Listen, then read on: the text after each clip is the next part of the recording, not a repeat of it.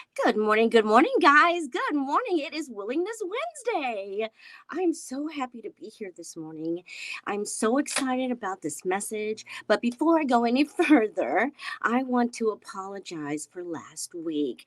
I had technical difficulties. I went through the entire broadcast and didn't realize at the time that it wasn't actually, the audio wasn't connected. I do apologize for that. But the good thing about that is that today we get to revisit what I talked about last week. It's really an important message that I had based on my own experience, and I want to share it with you today. So thank you so much for meeting me here. If you are brand new, thank you. I am your coach, Bvon Squires, and today we are sponsored by Spirit Source Connection. And if you are returning, thank you so much for your support. I couldn't do this without you. You just need to know that. Thank you so much for allowing me to continue to pour into you each week.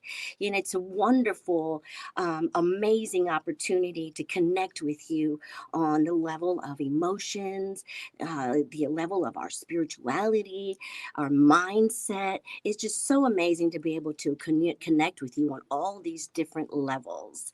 And so today we're talking about emotional dysregulation. I don't, whoa, what is that, Coach B? Well, let me tell you, emotional dysregulation is the inability to feel your feelings in an appropriate way. It's when you react instead of respond, it's when you act in impulse instead of seeking solutions that allow you to respond appropriately. Now, the reason I thought this was such a great topic is because it's something that I dealt with growing up. I was unable to feel my feelings in an appropriate way. And so the people closest to me are the ones who actually were damaged and harmed as a result of my behavior. And I didn't know I had emotional dysregulation. I mean, who knows that? That's not something that you can see just by looking at someone. You can't tell by looking at them. You know, you might hear things like, whoa, she's got a bad temper. Or, whoa, she needs to grow up. Things like this, are what people's perception is when they encounter someone who has emotional dysregulation. Now, I grew up in a family of love. Don't get me wrong. Everyone loved everyone. And I was the oddball out, if you will, and the reason I say that is because I couldn't manage my feelings. When I got upset, when I was angry, I went from anger to rage in 60 seconds or less. I had the perception, right? I had the perception that I was supposed to get what I wanted. Um, at all times, I had the perception I was the most important person in the universe, and you needed to know that and respond accordingly. I had the perception that I could do no wrong, and whatever I wanted, I was supposed to get, and that it was supposed to be given to me. Whoa. Imagine growing up with me in the house. imagine growing up with me. And so what I want you to help you understand today is I didn't want to lash out at my siblings. I didn't want to lash out. I wanted to have connected relationships. I wanted to be able to give and receive love, but I was incapable of doing it because my perception was you owed it to me, right? And so as I continued to grow up, I realized and I was able to see the harm that I was causing in the face of my siblings. I was able to see that my relationships, right? My relationships were suffering because I was not able to be a healthy component of a relationship.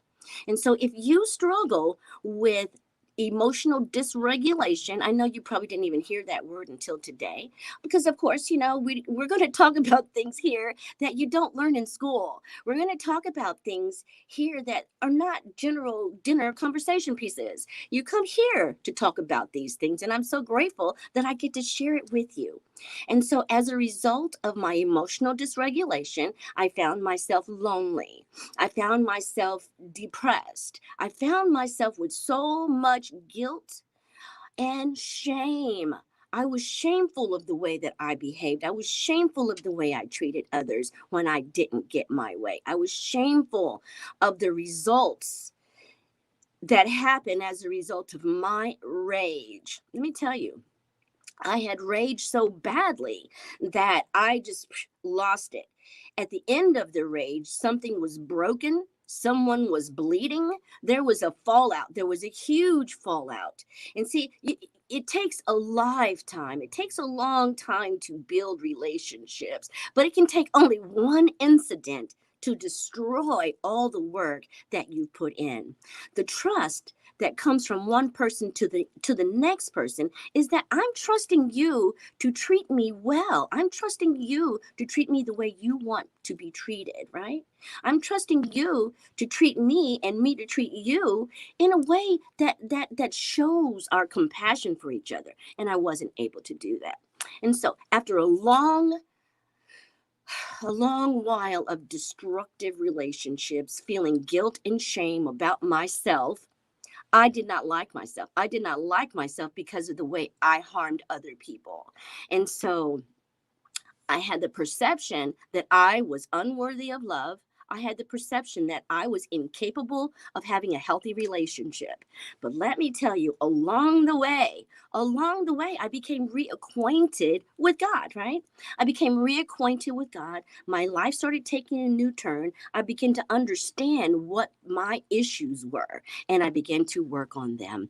First thing I had to understand is that the subconscious mind is the ruler of my emotions. And the subconscious mind, okay, it doesn't have any boundaries, if you will. It's full of all of my perceptions, my misconceptions. It's full of all of my emotions and feelings, and it has the power, right, to run my entire life. And it has the power to cause me to act in impulse. And so, what I want to help you to understand today is that when your subconscious mind is running your life, you are in an autopilot state. 80% of our lives, 80% of our decisions and the lives that we live are lived in autopilot. And because of that, we don't have the conscious ability, right? We have the ability, but we don't tap into it. If we don't tap into our conscious mind, we do not have the ability to make good sound decisions. We do not have the ability to respond appropriately because the subconscious is the emotions and the feelings, and the conscious mind is the thought. It's the mindfulness. It's the decision maker, right? It should be the decision maker. But when I make my decisions based on emotions and feelings, then what comes next is anybody's guess, to tell you the truth, okay? So, what I'm trying to help you to understand today is that you can overcome emotional dysregulation. When I was able to connect my spirit, right? Connect my spirit to God, then He was able to give me the power that I needed to respond appropriately in my situations. Let me tell you this. See, it's been a long time since I felt rage. Over the years, I stopped allowing myself to really feel anger because I couldn't trust myself not to go into rage. I wasn't sure where the anger would take me. But today, my current life, my evolved self, knows that I can feel anger appropriately without harming someone, without harming myself, without breaking anything. One, because now my ego is its right size. Now I understand my relative importance in the world. It does not revolve around me, and it's not meant to revolve around me. Now I understand how I am able to interact with others in a relationship. Now I am a healthy component of the relationship because I've done the work. I did the research. I did the journaling. I did the crying. I did the praying. Oh, God, please help me change my life. Oh, I do not want to move through the rest of my life in emotional dysregulation. And so I took some tips, did some research. Mindfulness, right? Something that's going to ground me in my perception, ground me in my emotions. The other thing is, I don't allow my subconscious to run my life. My mental capacity, my consciousness is where I operate from as often as I can. I make it a point to tap into my consciousness daily so that my subconscious is not running or wrecking my life. And so, as a result of that, I have healthy relationships today. As a result of that, I am able to give and receive affection appropriately because I've done the work and because God has changed my heart. That's it. I prayed and I said, God, please take away this anger. Please take away this rage. Please don't allow me to wreck my life. Please fill me back up with love. And that's exactly what he has done. Over the years, I have discovered that the rage that I used to feel is no longer there. Check this out. I have a story for you. Now, I have a dog. She's a wonderful dog. She's beautiful. She's my heart. She's my ride or die. This dog, I'm telling you, rode with me from Indianapolis to Tucson, from Tucson to Virginia. She is the light of my life. And one day, I don't know what got into her. One day, I really wasn't paying too much attention to what's going on. And so I am on my way out the door. I grab my purse. Doo, doo, doo, doo, doo. I look over, and there on the back of my couch was a big pile of poop. She pooped on the back of my couch. Now, this couch is like the micro suede. Ooh, really nice. It's a nice, really pretty blue color, nice and comfy. This is my couch. I like my couch. I looked over and she had pooped on the back of my couch. Woo, let me tell you, I felt it.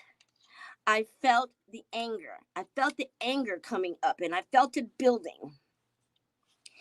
And when I went to hit her, something amazing happened. Because my spirit is connected to God, right? Because my spirit is connected to God, and because I don't want to hurt her, I don't want to harm anyone. God knows that. And because I allow Him to care for me, my whole total being, He cares for my mental, He cares for my emotional, He cares for my physical, He cares about me, He cares about those things that I care about. And so as I went to hit her and discipline her for pooping on the back of the couch, as soon as I went to hit her, something in my spirit just it it tempered my anger. It tempered the blow. Every time I got ready to hit her, it would just temper it. And I wasn't able to reach the rage that I used to. I wasn't able to get there. And I didn't even realize that. And so, what I'm really grateful for is that that situation showed me just how much I have changed, showed me just how powerful God is in my life. I, of myself, wanted to hurt her bad about my couch, but God said no. This is your baby. This is your gift. I am not going to allow you to hurt her. I am not, because he knew how bad that would hurt me to harm her. And I'm just so grateful that today, these days as I live, I am mindful about my relationships. I am mindful about my emotions. And not only that, I have evolved to the place where now I don't have to act out in rage. I don't have to act out in jealousy. I don't have to act out in those low vibration shadow tudes, if you will. I don't have to go to those extremes. And I'm just so grateful to know that today because my spirit is connected to the God of the universe. I have the power to respond appropriately in situations. And not only that, what I do and what I like to help you do is to set intentions for the day. Intentions set the day for where I'd like to go, and it sets boundaries for myself. If I say to myself every morning, like I do, I am equipped and prepared to respond appropriately to all situations and circumstances that may arise today. That's what I tell myself every day, and I believe it, and the life that I have shows it. And I want to help you do that too.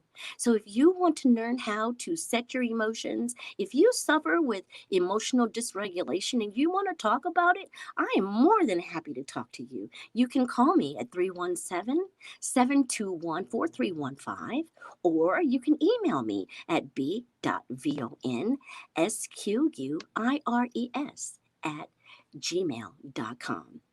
That's going to wrap it up for us today, guys. Thank you so much for meeting me here. You are wonderful. You are equipped and prepared for this day. So go on out there and put your best foot forward. Go on out there and trust your ability to respond appropriately, because you can. You have that power to do that. All right, guys. Thank you so much. I will look forward to seeing you next week. I think next week we're going to talk a little bit more about some professional things. I know I talk a whole lot about spiritual tools and spirituality, but there's more to you than that. But I wanted to set the ground, set the stage to let you know that you are a spiritual being. And I think I've done that to this point. And so we're going to move on. We're going to talk about some skill sets. We're going to talk about leadership management next week. I think that's going to sound awfully nice. What is your leadership style? And so we'll talk about that next week.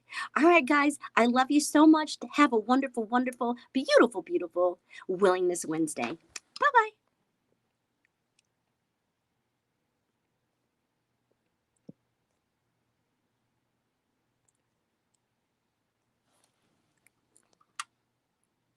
Yeah.